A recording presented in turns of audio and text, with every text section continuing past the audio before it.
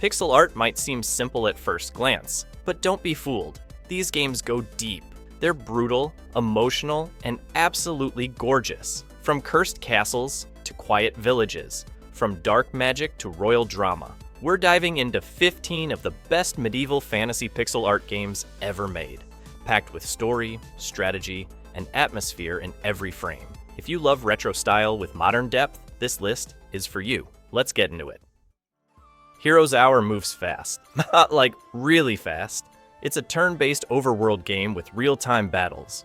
Sounds weird? It is, but it works brilliantly. You explore a fantasy map, gathering troops and treasure. Then, when battles start, chaos unfolds. Hundreds of tiny pixel soldiers clash on screen. Spells explode, creatures spawn, armies melt. It's glorious mayhem. Each faction plays differently: undead swarms, machine empires, forest beasts. You build towns, upgrade heroes, unlock crazy abilities. And the pixel art? Simple but charming. It's colorful, readable, and surprisingly expressive. The magic system is deep, with tons of synergies. Buffs, debuffs, fireballs, teleport, go nuts. The campaign is fun, but sandbox mode is where it shines. You can tweak settings, generate random maps, and lose hours. There's even a modding community adding new content. It's addictive, creative, and full of surprises. Don't be fooled by the retro look. Hero's Hour is one of the most unique fantasy strategy games out there.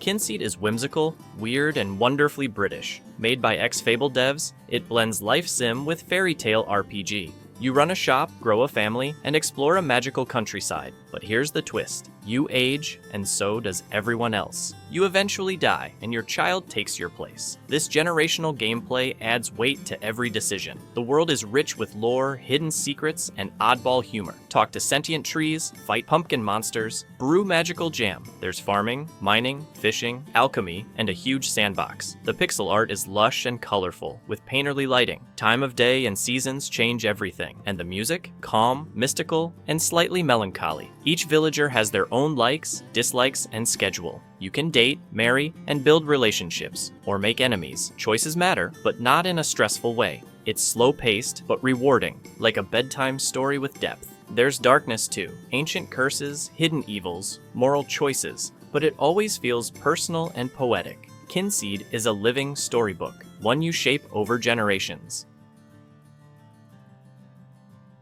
Stoneshard is brutal, and I mean brutal. It drops you into a harsh medieval world full of pain and permadeath. Turn-based combat? Yep. Grid-based movement? Of course. But what really sets it apart is the realism. You don't just lose health, you break limbs, bleed out, go insane. Every decision matters. Every mistake gets punished. You're not a chosen hero, you're just trying to survive. Manage hunger, thirst, injuries, and morale. Or die trying. The pixel art is detailed, dark, and bloody. Environments feel grimy and alive, full of tension. The soundtrack is eerie, perfect for dungeon crawling. Shops, towns, contracts. It's an open world, but it hates you. And that's what makes it incredible. No hand-holding, no shortcuts, just raw medieval survival. You'll die a lot, you'll curse the RNG. But when you win a fight with one arm and no healing, that's earned. It's still in development, but constantly evolving. For pixel art masochists and strategy fans, Stoneshard is unforgettable. Songs of Conquest feels like a love letter to heroes of might and magic. Turn-based strategy? Check. Resource management? Yep. But then it adds gorgeous pixel art and modern UI. You lead powerful wielders, basically fantasy generals. They command armies, capture towns, and cast spells. Each map feels like a living diorama, layered and lush. Zoom in and you'll catch little animations everywhere. Banners waving, water shimmering. It's pixel poetry. The combat is grid-based, with flanking, spells, and ranged tactics. It's easy to pick up, but tough to master. Every faction feels unique. From necromancers to frog knights, the variety is wild. There's even a map editor and community-made campaigns. And the soundtrack? Sweeping, operatic, and epic. It's the kind of game that makes you say, just one more turn, then suddenly it's 3 a.m. It's still growing, but already packed with depth. If you love strategy and fantasy lore, Songs of Conquest is pure magic. Traveler's Rest is the coziest fantasy tavern sim you'll ever play. You're not a warrior or a mage, you're an innkeeper. Brew beer, serve meals, clean tables, decorate rooms. Sounds chill? It is, but it's also surprisingly deep. You craft furniture, experiment with recipes, manage staff, grow your own ingredients, raise animals, build extensions. As your tavern grows, so does the village around you. Customers become regulars. Stories unfold quietly. The pixel art is warm and rustic. Think Stardew meets Skyrim. Little touches like firelight and weather effects make it feel alive. There's skill trees for brewing, farming, cooking, and more. You unlock magic-infused drinks and mythical dishes. Time management becomes a fun challenge, not a chore. There's no combat, but it's still a full fantasy experience. And updates keep adding content. More rooms, more stories, more vibes. If you ever wanted to live in a fantasy world, but without the monsters and stress, this is your dream game. Traveler's Rest is about comfort, creativity, and charm. You'll lose hours and love every second. Ever wanted to be a witch's apprentice in a magical forest? Little Witch in the Woods makes that dream real. You play Ellie, a young witch learning spells, brewing potions, and helping locals. The pixel art is drop-dead gorgeous, soft, pastel, and full of detail. Forests shimmer with light, animals hop around, every frame is cozy. You explore on foot, collecting ingredients and uncovering secrets. There's light puzzle solving, charming dialogue, and slow world building. Each character you meet has quirks, goals, and personality. Helping them builds reputation and opens new stories. Your witch's home is fully customizable and upgradable. From furniture to cauldrons, it's your magical hub. The game doesn't rush you. It's about relaxing and exploring. There's no combat, no stress, just pure pixelated peace. Music is gentle and playful, matching the tone perfectly. It feels like playing a Studio Ghibli movie in game form. Even mundane tasks like gathering herbs feel meaningful, and Ellie's growth as a witch, and a person, is genuinely heartwarming. This isn't about saving the world, it's about understanding it. Little Witch in the Woods is small, but truly special. Moonlighter flips the RPG loop in a clever way. By day, you're a humble shopkeeper. By night, you dive into mysterious dungeons. You fight monsters, loot treasures, and escape before dying. Then you sell your loot to the townsfolk at prices you set. It's a perfect blend of action and economics. Combat is fast and fluid, with dodge rolls and unique weapons. You upgrade your gear, craft potions, and unlock better shops. Inventory management is actually fun and strategic. You decide what to sell, what to keep, and how to grow. There's also town building elements and customer interactions. The pixel art is crisp, colorful, and full of style. Dungeons shift layouts daily, keeping things fresh. Boss fights are tough but satisfying. Music blends upbeat shop tunes with moody dungeon themes, and the mystery of the Moonlighter world slowly unravels. Why are the dungeons there? What lies beyond them? The game keeps you hooked on both ends. Action and commerce. Moonlighter is charming, clever, and addictively looped. A must-play for fans of dungeon crawlers with a twist.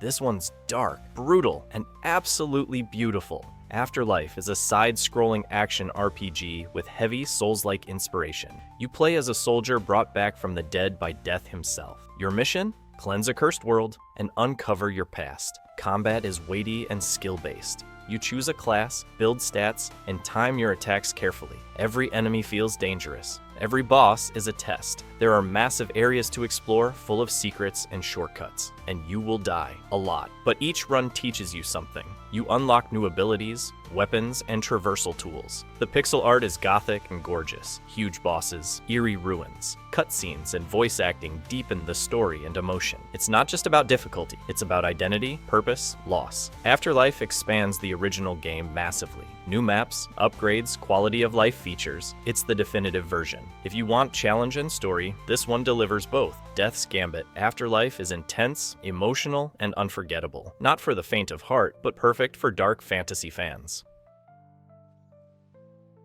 Being a king isn't all glory. In Your Grace, it's a balancing act of survival. You play a medieval ruler answering petitions from your people. Do you fund the baker's repairs or save gold for war? Help a family? Or punish a thief? Every week, new dilemmas appear on your throne room floor. You only have so many resources, and every choice has a cost. Sometimes moral, sometimes political. The pixel art is clean and regal, with vibrant backgrounds, but the tone is darker than it looks. Your kingdom is on the brink of invasion. Your family has secrets. Your allies aren't always trustworthy. There's a full storyline with twists, betrayals, and heartbreaking moments. And your decisions shape how it all ends. Between councils, you manage your castle, family, and armies. It's part strategy, part visual novel, but completely immersive. You feel the weight of power and the loneliness of leadership.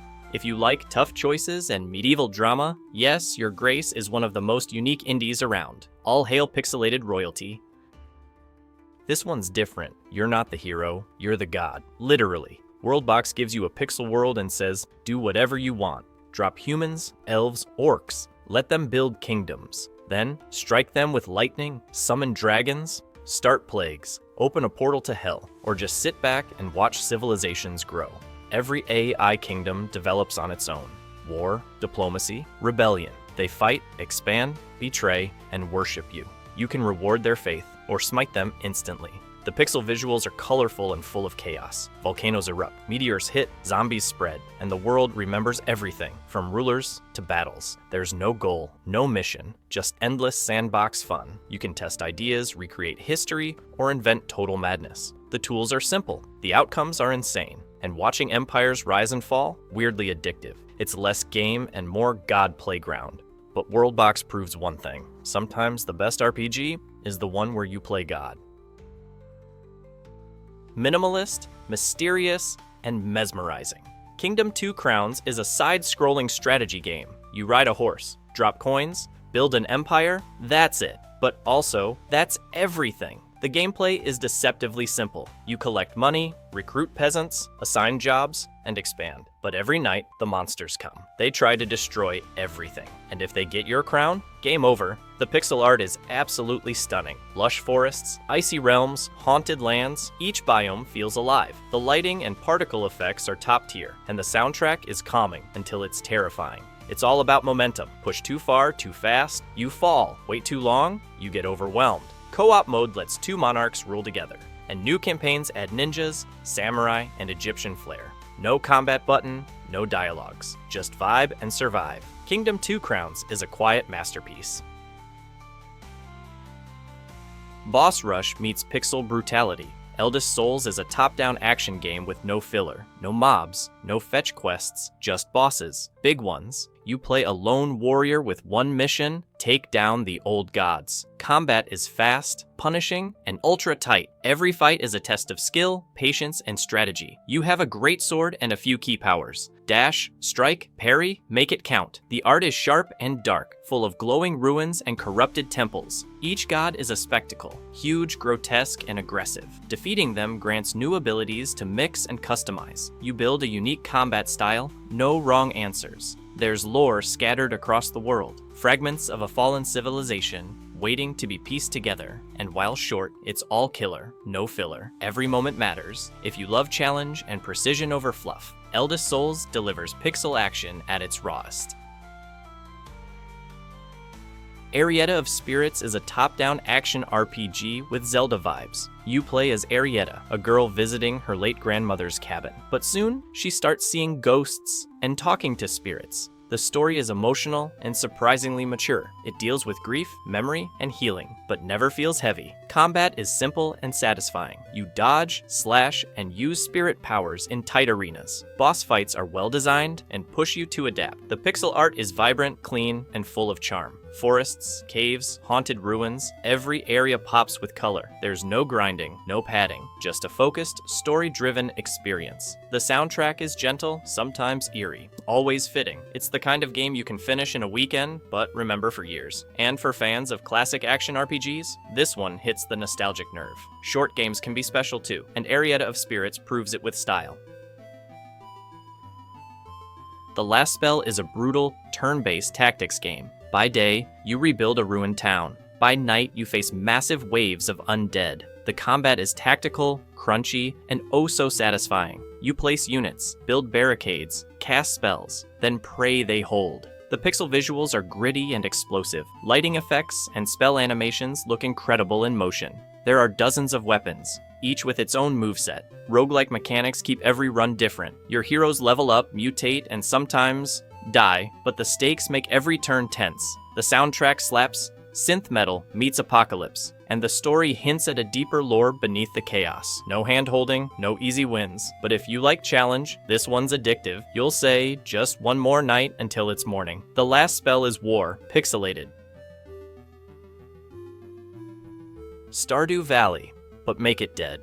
Graveyard Keeper is a dark, funny, and oddly relaxing sim. You wake up in a medieval world, and now you run a graveyard. Bury corpses, expand your church, dig up secrets. Also, harvest flesh, sell questionable potions, and bribe the Inquisitor. It's all played with tongue-in-cheek sarcasm. The pixel art is colorful and cozy, even when you're exhuming skeletons. There's farming, alchemy, zombie labor, and dungeon crawling. You can literally automate a corpse supply chain. The tech tree is massive, almost absurd, and time management is key. Everything takes planning. It's weird, it's smart, and it's ridiculously addicting. You'll lose hours chasing side quests and moral gray areas, and you'll laugh while doing it. It's one of the most unique life sims out there. If you like dark humor, complex systems, and medieval absurdity, Graveyard Keeper is your perfect grave mistake.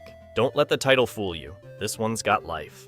And so, our journey comes to an end. 15 tales, each forged in pixels and fantasy. From humble villages to cursed kingdoms, these games carry legends worth living. If any of them called to you, heed that call. Adventure awaits the brave, the curious, the bold. Leave a sign of your passing, a like, a comment, a subscription, and may your next quest be just as epic.